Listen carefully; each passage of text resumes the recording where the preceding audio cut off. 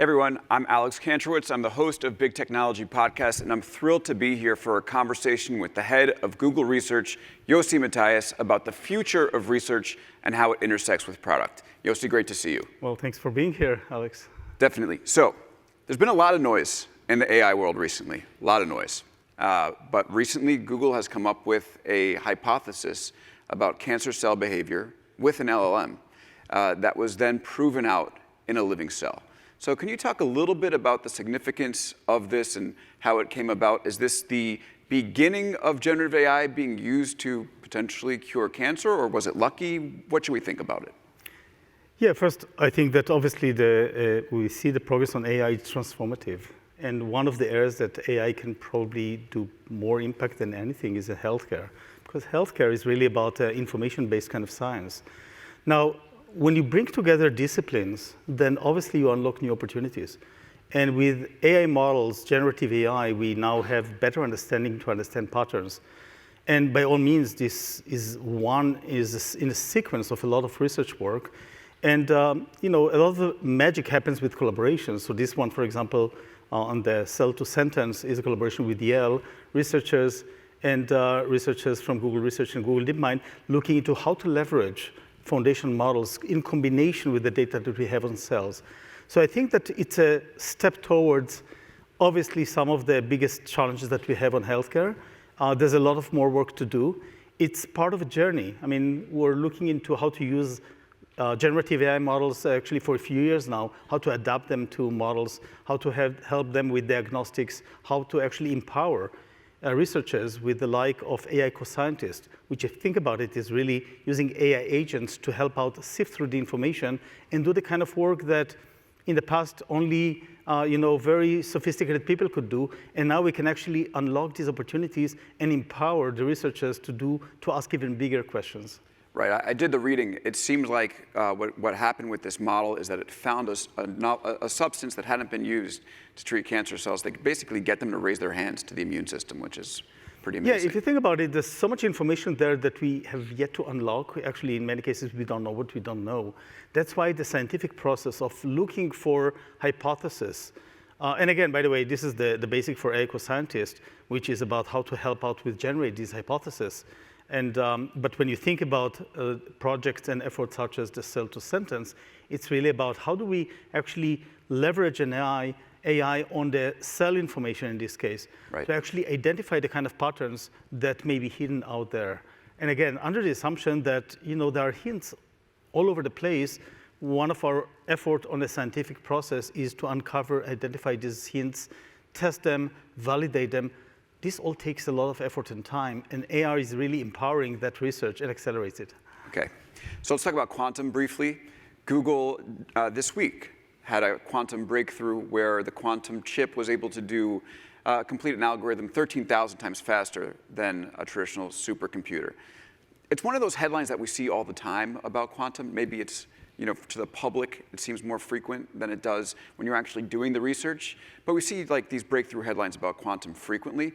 And then when you ask, well, how far away are we from quantum computing? It's always 5, 10 years, maybe longer. So can you explain that disconnect and how real we should think quantum is today? So first, quantum computing is a very long-term quest, right? I mean, if you look into some of the basic research, a lot of that goes back to the 80s. In fact, we're very thrilled just recently to have our very own Michel Devoret recognized with his colleagues John Clark and John Martinez and being a Nobel laureate for their work from the 80s. And Michel and colleagues are actually working in our fabulous AI quantum lab in actually building on some of those early scientific breakthroughs and building what we believe is going to be a practical quantum computing. Now, of course, it's a long-term effort. Unlike many of the research efforts that sometimes will take months or a few years, this one really goes back. But back in 2012, we actually decided that this is time to invest in that. And we have a very steady progress on very measurable timeline and very clear milestones. So, and of course, everything is validated. This announcement of yesterday is a paper in Nature that actually shows the first verifiable practical application advantage of a quantum computer over a classical computer. And if you think about it, this unlocks potential opportunities, future opportunities on better understanding of molecules in so many different applications. So we see a steady state. Obviously, there's a lot of more work to be done. The important thing is actually to make sure that we're having these milestones. And I'm quite optimistic that we are going to see these real-life applications in the framework of about 5 years. Right. Can I ask you briefly, how does quantum change the world if it works? Well, the fact that we are going to be able to ask questions and get answers on the kind of information that is practically out of reach today, that's going to be material change because it's better understanding of the materials, of molecules, and it's also going to accelerate AI itself because suddenly we're actually going to have more, if you think about it, AI today is built on knowledge that we accumulate and build with computation, and then we take it and build the models based on that. Now, just imagine that now you're going to have the capability to create new insights into the world that can then be fed and amplified with AI. So I think it's going to be material change, no pun intended. And exciting thing about research and about this domain as well is that a lot of the important things which are going to happen we're not even aware of. Because once you uncover opportunity, suddenly it creates the kind of thing that perhaps you did not anticipate, right? I mean, think about AI and what we can do today that for many of us seemed like science fiction just a few years ago, and it's just accelerating. So quantum is going to open up more, and think about a world where we're going to have many more smart people actually working on that. That's going to open up new insights, new novelty, new innovation, and I'm sure new world impact. So you're of the belief that if you bring product and research closer together, you actually end up getting more research breakthroughs faster.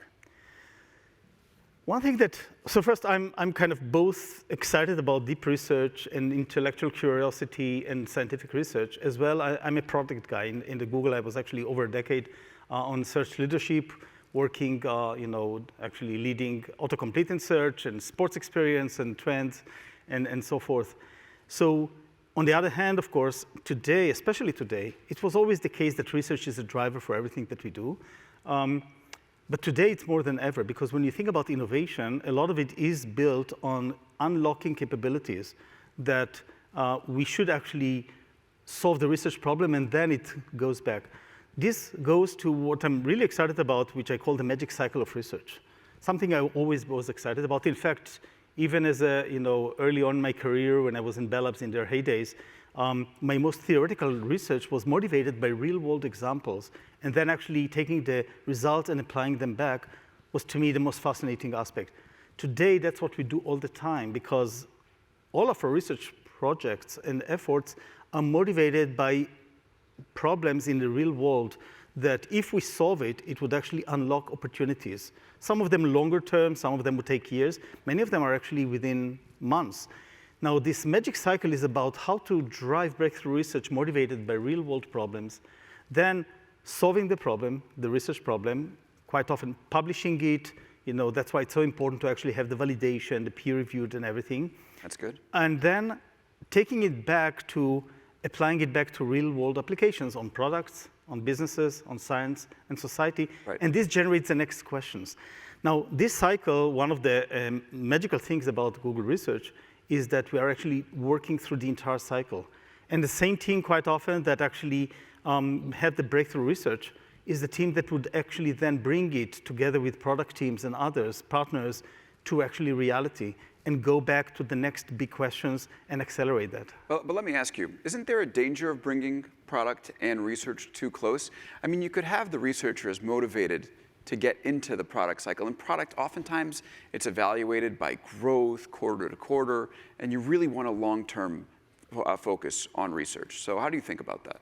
Well, first, it's true that in any development environment, one of the important things is to have this balance between what you need to do tomorrow and how to invest in the future. The innovation cycle, right? I mean, innovation dilemma in product development and businesses, of course, is well known. Research is no different in the sense that we need to manage those priorities all the time. So it's a judgment call. When is the time to actually focus on the breakthrough? And quite often it's for the long term. Quite often, actually, you don't exactly know how it's going to be applied. You actually know that this is an important thing, right? You know that, well, if I can make LLMs more efficient, I know it's going to be important. If I can actually have better prediction for floods, oh, there's going to be a way for me actually to bring it to reality. Or if I'm going to have better understanding of healthcare or genomes, there's a way to do that. Then when you work with the product teams, one important thing, of course, is to know how to do that in an effective way. And by the way, quite often, people are so excited about actually bringing it to reality that I need sometimes to say, hey, it's time actually to go back to the next question. Right. And because both product and research are so exciting, and having the right timing and the right judgment is always one of the decisions we need to do. So we've talked before, and one of the things that you brought up to me was something kind of counterintuitive, because we hear, or maybe not surprising to me, we hear these terms tossed out: invention, innovation, research, breakthrough, but you think there's a real difference between an actual breakthrough and what innovation is. So can you just describe a little bit about what the difference between innovation and a breakthrough is? Well, first, innovation is something that we're doing all the time. We should do that on product development, on the next generation of what we're going to build. I think that innovation is actually accelerating around the world with new capabilities. When I think about research breakthroughs, this is about problems that currently we don't know how to solve in principle, and we need to somehow make this dent. Now, sometimes some of the applied research is actually to bring together things that are known. Innovation is something that we apply both on product, but also on the research itself, because asking the right questions is one of the most important things in any research. But also, I mentioned earlier the magic cycle. When you think about the magic cycle, it's not, I don't like the term technology transfer, because life is never, you build something, oh, let's transfer it and make it in use. It's always this cycle. It's always this making the judgment call. How can I take what I've already built and see and test it and have a pilot or test it out and then ask the next question? So I think this is part of the innovation applied to the magic cycle itself. And some of the innovation is really understanding that, oh, if this capability is unlocked with research, this opens up all these new opportunities. I mean, think about conversational AI, right? Some of it is really about, early on it was asking, can I actually have a conversation? And then the next one, how can I actually use it? And then it brings back to the question of what is actually the capability that I need to drive here, and building on that. And it's really a combination of both research and innovation in this case. So how important then is the long-term research that is detached from the need to innovate right now? First, no research is detached. Research, again, as I mentioned, the best research is research that is motivated by either a need that we already know or by exploring the art of the possible. And when you think about exploring the art of the possible, it's motivated by saying, well, no, if I manage to solve it, that is going to unlock things that are actually going to be meaningful for my business, for my products, for capabilities. So it's always connected. To your question, the importance of long-term research is more than ever. And here's why. We are actually, when you think about our job, is really to drive breakthrough research that is going to be transformative, that could enable actually products and capabilities and experience and science and all societal challenges to actually be solved in a way that is materially better than we can do today. Now, some of it is something you can actually innovate and find the kind of the short-term research. A lot of it is really to find entirely new paradigms, to think about the transformers that were developed by Google Research back in 2017. It was a new paradigm that once done, it actually created a lot of the industry. Or thinking about some of the work we're doing on genomics or quantum. Quantum, of course, is very long term, as we know. So in many areas, actually, I can see this combination of things that we can do that very quickly, because with breakthroughs and research, and we can have a new algorithm and then apply it very quickly. Speculative decoding is a great example. Once we had the right insights, we could very quickly actually apply it, and then it got its own kind of impact across the industry and industry standard as well, and many variations.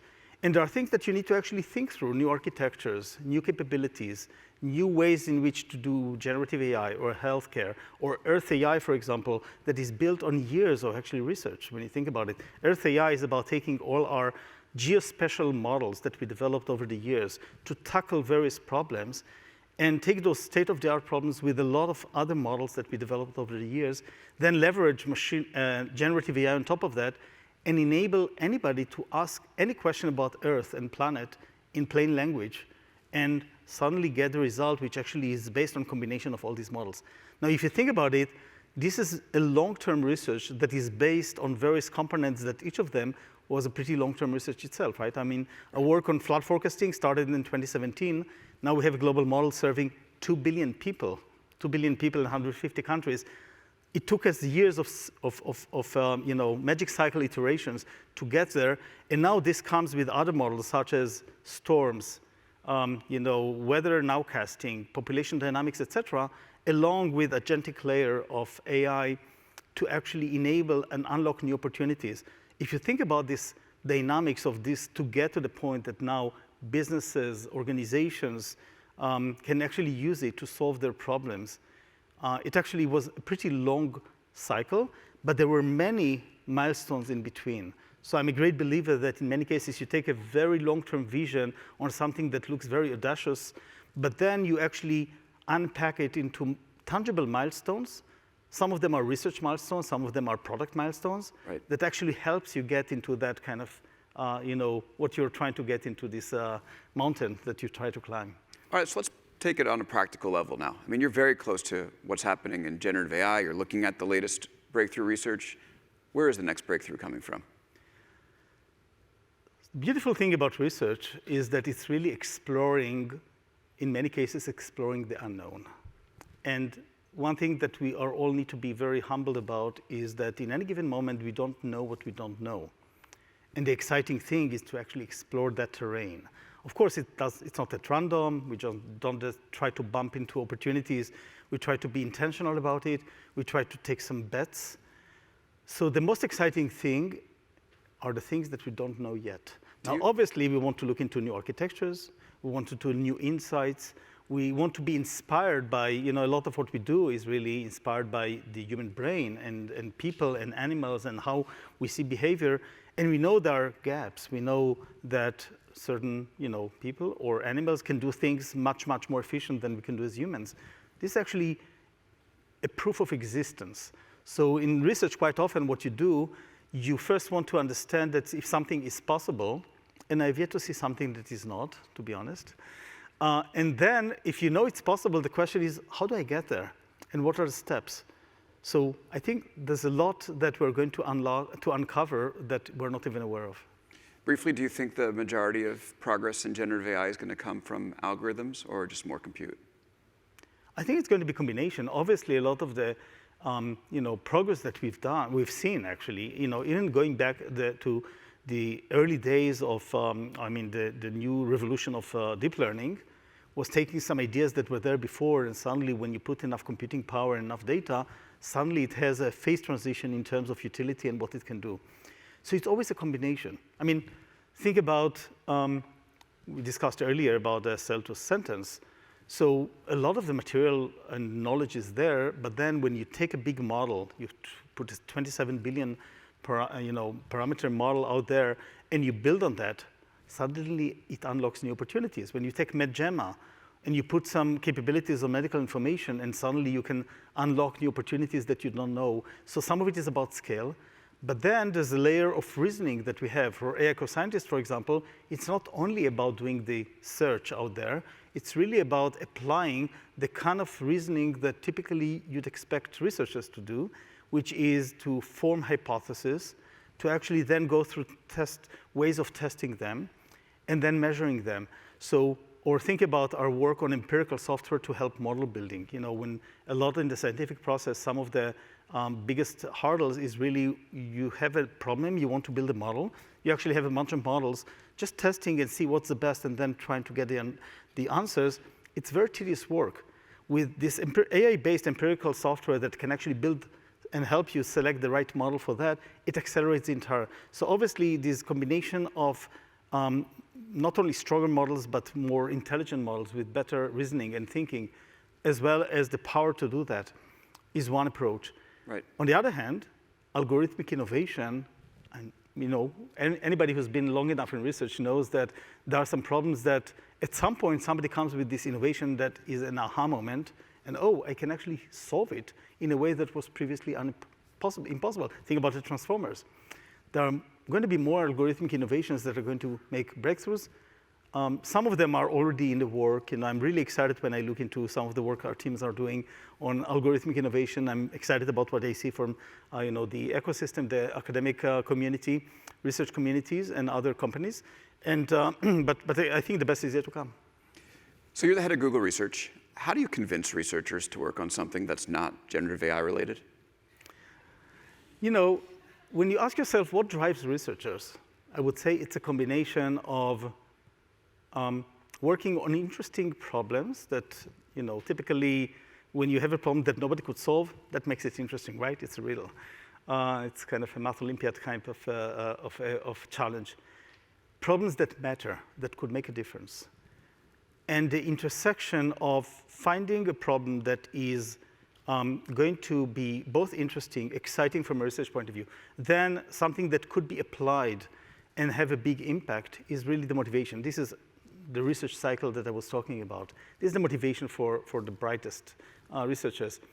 The thing is that we have that across the board. I mean, think about just our announcements today. Quantum, think about genomics, think about Earth AI. Now, each of them may have some of them may have some strong generative AI component, and generative AI is an amazing technology that also, brings up some exciting questions. I mentioned research on factuality, I mentioned on efficiency, but there are so many other disciplines that, and ultimately people are excited to work on things that matter and can actually apply their brilliance and innovation and have breakthrough research. So we're at no lack of such important problems and opportunities.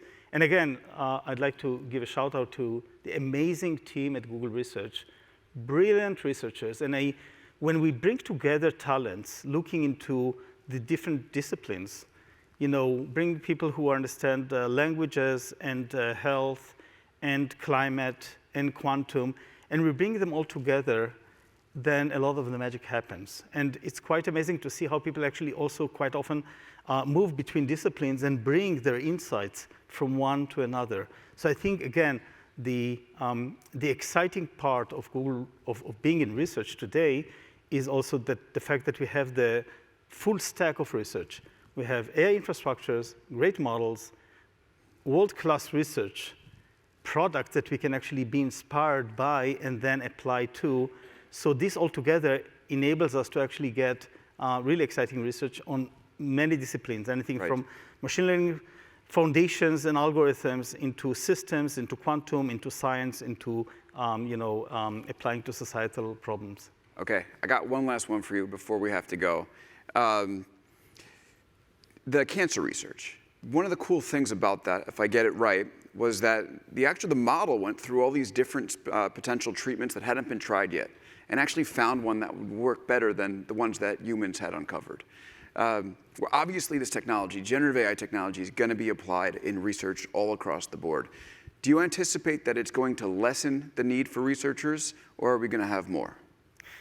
Well, we're going to need many more researchers in all disciplines. I mean, think about what's the role of a researcher. It's really to build on what we can and ask the right questions and build for the next one.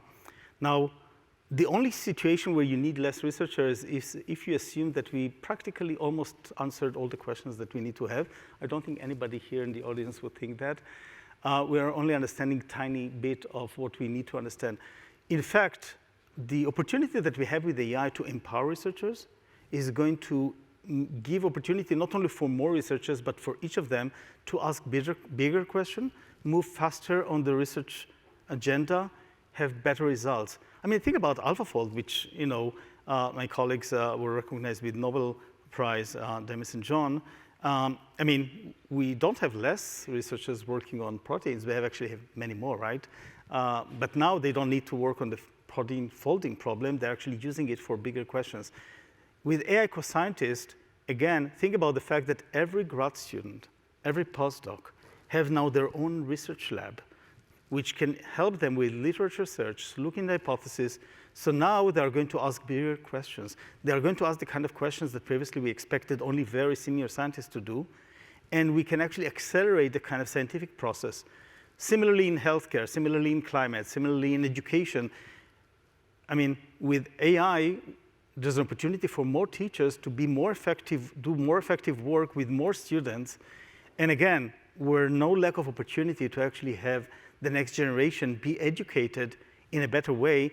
In fact, one of the things that are most important, in my opinion, is how do we actually empower the next generation, because the innovation is going to come from them to unlock many of the other problems. So the way I think about it, we're so early on in our ability to understand science, to understand healthcare, to understand the world. In a way, for example, in crisis, our North Star is nobody should ever be surprised from a natural disaster coming their way. And by using AI and having the experts using that, we can actually get closer to that. On healthcare, there's no reason why anybody should be surprised by a disease that is hitting them, right? So there's so much more work to do. And I think about it as AI as an amplifier of human ingenuity. It really empowers the scientists, the healthcare workers, the teachers, the business people in our everyday life. And the more we're making advancements with AI, then the more we can actually expect all these professions to take on bigger missions, to do bigger progress for the benefit of humanity. Makes me really optimistic about our role at research and in technology in general to actually play a role in actually making this amplification of human ingenuity with AI. Yossi, thank you so much. Thank you very much, Alex. Thank you, everyone.